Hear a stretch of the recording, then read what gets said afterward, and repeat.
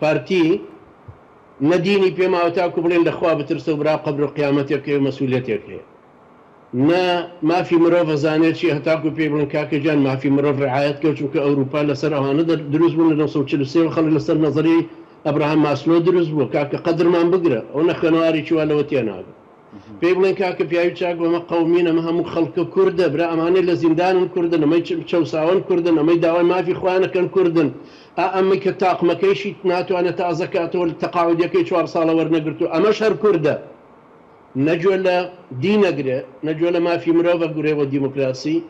نەجوێ لە قەومیەتە گرێ برامۆک و عشایریش مەبنونین ڕەفتارمان لەگەڵا بکاتەوە ئەم تعریفەیە بۆ پارتیە بۆ پارتی لە 100 باشە بەڵام خۆ پارتی بە نەتیجەوە چەند هەڵبژاردنێکە لە هەرێمی کوردستان جا لە هەڵبژاردنەکانی خۆ پەرلەمانی عێراقیش بەڵام هێزی یەکەمە و بە نەتیجە دەنگدەری خۆی هەیە ئەو ینی زۆرترین حەجمی پەرلەمانی لە لای پارتی دیموکراتی کوردستانە هەر هێزی یەکەمی ژەمێنێتەوە چونکە ئەوە مسابقەیە بە ئەسپێک کە نەوشیرا مستەفا و کوتم عملاقێکی گۆڕانکاری قەومی یان نیشتیمانی ساختر بڵێن باشتر بڵێن کە ئەو وتی من ناتوانم خۆم ڕەشەحکەم بەرامبەر بە مەسعود بەرزانی معناوێ